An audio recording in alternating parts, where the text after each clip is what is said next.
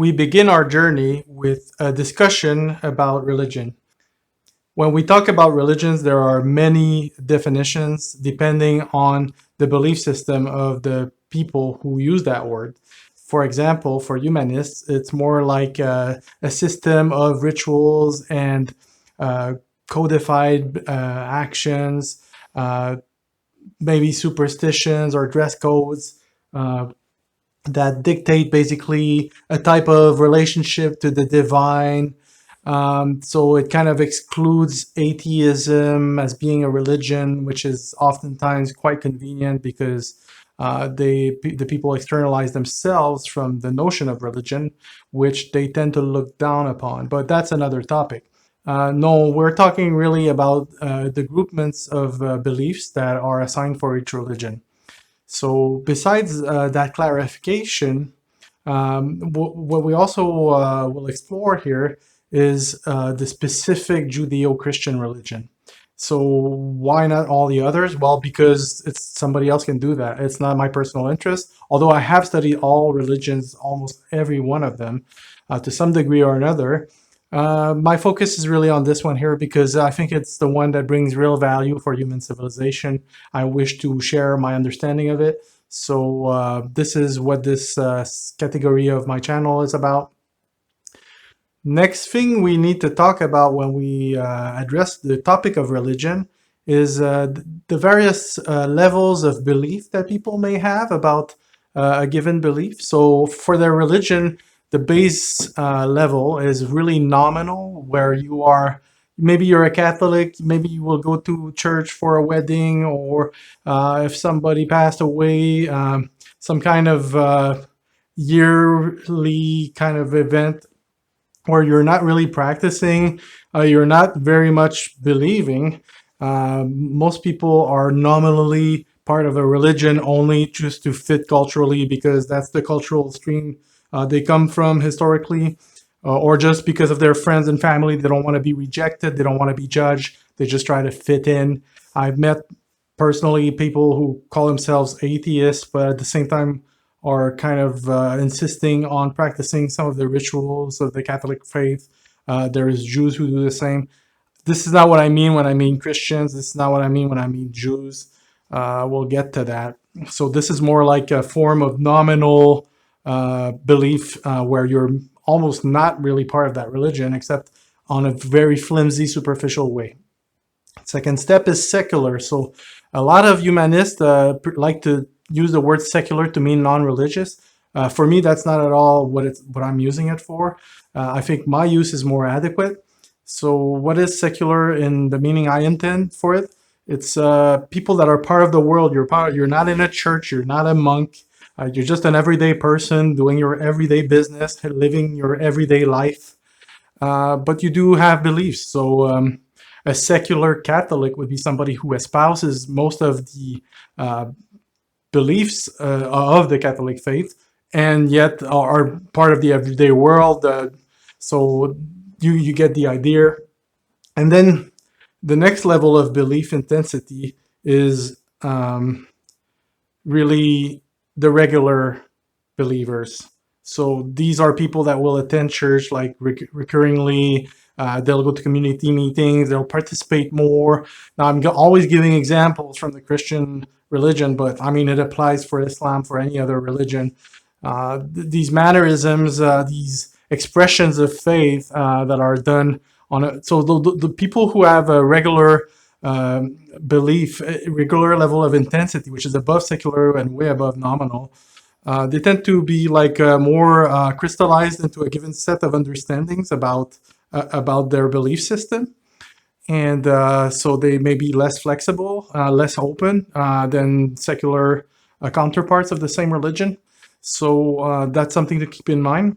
That's a term I'm going to use as well pretty often. So regular Catholic, regular Jew, regular Muslim, regular humanist. So we'll get to humanism later, but humanism basically is the mainstream religion in my view these days. It's really built on 5 pillars. One of them is atheism, effective de facto atheism. Uh, and we'll touch on it later. Again, not the focus of my channel, but just to say, for me, it's a religion because it's a system of beliefs that it has atheism as one of its pillars, and it's the most mainstream one because it's pushed by the culture, the media, the education system, the scientific approach is pushing for that as well from many angles. And so that wraps it up for that. The next level of intensity is really after that the radical. So you have nominal, secular, regular, and now radical. So a radical Catholic. Now, to me, that brings to mind like these people in France who practice like the really historical, classical, traditional, extremely devout version of Catholicism, where they don't even recognize the Pope anymore. They think it's all been corrupted, co-opted, and they're really strongly intent on preserving and maintaining a version of the faith which they consider to be orthodox, and so they're really like beyond the regular crowd. They go deep end into understanding every little technicality of their dogma, of their doctrine, of their faith. Again, this applies as well for Islam. Like, if you think about a radical Muslim, most of the time you'll think jihad, you'll think Islamism, activists who are willing to resort to violence to bring up the faith forward into what they believe to be the ultimate good for mankind. So you got this in every religion. So these are the levels of intensity. I just wanted to get you through that so that maybe you can imagine yourself, where do you stand now? Like, are you a nominal something or regular something? Just get a kind of sense of where you stand and all that. So next step is to set the stage basically for all of the future videos about religion I'm going to be having with you folks. Is what beliefs are we talking about when we talk about religion? So of course we don't mean like belief in the best recipe for hamburgers. No, we're talking about beliefs concerning the origins of mankind and concerning also the origins of existence itself. So it's usually a set of beliefs that try to infer what the truth is without having all the facts, without having all the observations, without having all the omniscient understanding about the complex nature of reality as it stands, but just trying to infer as best we can those things for which we don't have true answers yet. So that balances itself against science, because science does observe, measure, and kind of deduce to the point where it can prove a given fact. And this has been encroaching upon faith over time because we've had more and more things explained, like lightning is not from Zeus and stuff like that. It comes from an electromagnetic phenomenon in nature. So, but ultimately, there's always that A prime grouping of unexplained, unknown phenomena or realities of the human experience, like death, that don't really get a clear explanation from science, at least not yet. Although we are making strides forward with the new complexity sciences, a lot of these things are kind of matching and also expanding our horizons in terms of how we're able to vocalize thoughts about these topics. So science is definitely helpful. And again, for me, science is not opposed to faith, it's not opposed to religion. They are hand in hand, complementary to each other. In fact, one or the other are a reflection of each other. So in the same way that different religions, in the same way that people who believe in different religions may have different definitions for the same words, they can end up having different scientific understandings as well for different things. And so to me, there is no unified corpus of scientifically accepted truth. I think these are mostly driven to some extent or another by various subjective perspectives of people holding certain beliefs about the universe existence, about mankind, and this affects their processing for defining science. And oftentimes, just like anything else, people try to make science fit with their beliefs rather than let the scientific observational realities kind of help inform their beliefs. So people have it upside down in some cases, in some instances. So I don't think science is like homogeneous when it comes to being absolutely accurate. There's still room for that to be reversed and improved upon. A lot of the models and assumptions, we have to remain open-minded about that as well. I know a lot of people like to be closed-minded and say science is like a priesthood, that what they say is what it is. Well, that's it. They're just humans at the end of the day beneath the white suits and everything, open to corruption, open to ineptitude. There's a lot of great people too, so it works both ways. I think when you look at groupings of humans, you always have to go down to the individual, because in every organization, you're going to have the best, the worst, and everything in between. So it's the same with the scientific community. There's no easy generalization to snap a conclusion about that. It's like everything else, and like religious groups. So next topic is, since religion is about having organized sets of beliefs concerning the origins of the universe, of existence, and of mankind, among other things, what is truth? Because different religions, different beliefs, they conflict with each other. They can't both be right.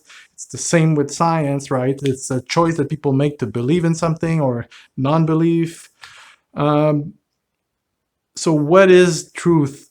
And truth is something that I'm going to go over quickly. I mean, it should be obvious, but truth is something that exists in reality, independent of our desire, independent of our belief, independent of our understanding, independent of our ignorance or intelligence. It's just there no matter what, external to us, independent of us. And we can argue all we want about like what is the truth.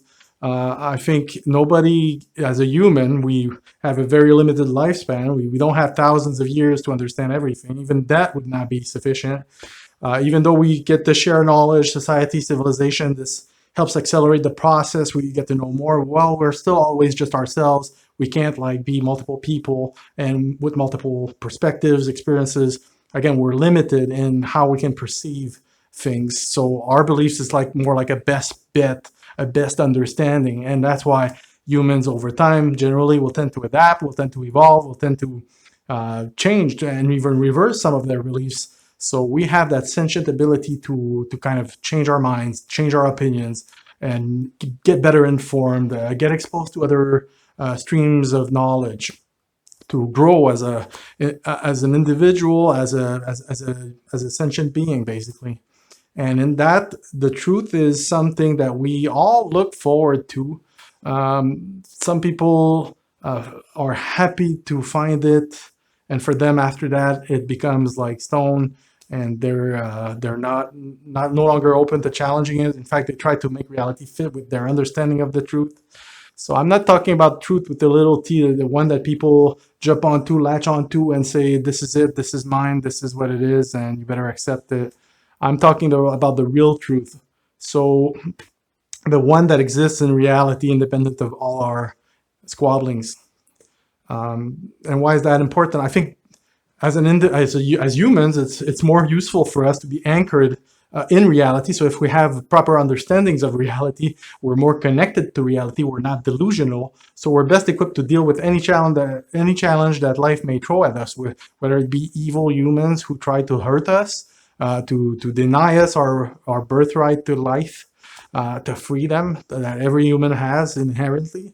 So if you're well anchored in reality, you understand that this thing is dangerous, those people can't be trusted, you're going to be able to make choices that avoid getting hit by the mumbo jumbo that a lot of people want to spam at innocent people in this world, because it's a far from perfect world full of good and evil.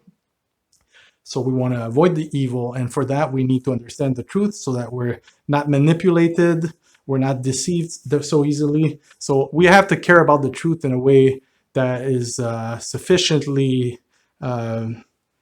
inherent to our personality. Otherwise, we'll just accept anything and we'll become easily misled. And I don't think that's a good outcome for anybody. I know it happens a lot. That's one of the things I'm trying to address with this channel, is equip everybody with a solid understanding, so that they are better equipped to deal with those things going forward.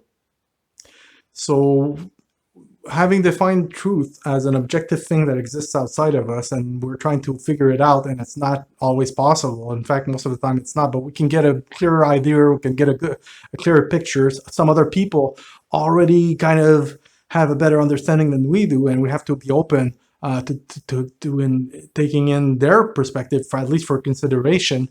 And so we have that concept that comes up because everybody has beliefs, conflicting beliefs that can't reconcile to one another. We see this with the Protestant portion of Christianity. They have like 50,000 denominations. None of them can really reconcile with each other because every time, every belief, they have something different. Which one is true, which one is not true? It doesn't add up, like logically speaking. So that's why there's this notion of true religion versus false religion. And what I'm going to try to attempt here is to describe my best understanding of true religion, and anchored in observations that I believe make sense. So make the best sense, because I've gone through all of it as much as I could, basically. So as opposed to false religion, and it follows that if your beliefs are false, you're going to tend to be an evildoer. And if your beliefs are correct, are accurate, are anchored in the truth, which we defined just a few minutes ago, you'll probably be able to do good. You'll probably be able to create wealth, to create opportunity for freedom for more people than yourself. So, I mean, the benefits are fundamental. I mean, it's just that hardcore. We need to care. We need to care about those things. And so when I'm going to explore religion here, I'm going to explore it in the Judeo-Christian tradition, which I believe starts a while back. And I'm going to plug things together and try to shed some light on a lot of it, because a lot of people online have different perspectives on what is a Jew, what is a Christian, and some of it is pretty trashy. So we'll get away from that. We'll go with some real classical and yet in some ways innovative approaches to create a comprehensive view, a constructive narrative of the whole story behind this religious current. So this is the objective here, and what we'll be exploring in the coming videos. We'll start by God. So that's the most important thing to talk about. And next, we'll look at something that's a core pillar of the Judeo-Christian tradition. It's basically, since there's God, and God also gave mankind commandments, and we'll look at those commandments as a whole, and we'll look at each of those commandments, and then we'll look at the myths, and then we'll look at the story, the values, the doctrines, the dogmas. We'll look at even the heresies that surround the topic of religion in my point of view. So that's pretty much the roundup for this opener, for this category of our discussion. I welcome your comments, obviously. And if you want me to also answer some questions as part of a video, go to Patreon. And this is the way, if you want to back me up and have some more interactions with me, where you can kind of direct some of the things I talk about if you want me to expand about certain topics. But even without any of that, I'm just going to deliver videos like this nonstop. And I hope you like it, because I think it's extremely valuable. I hope some of you will be able to perceive that value. To me, it's probably the most valuable information in the whole world. So I'm happy if it helps some of you guys and girls. So that's it. Have a good one.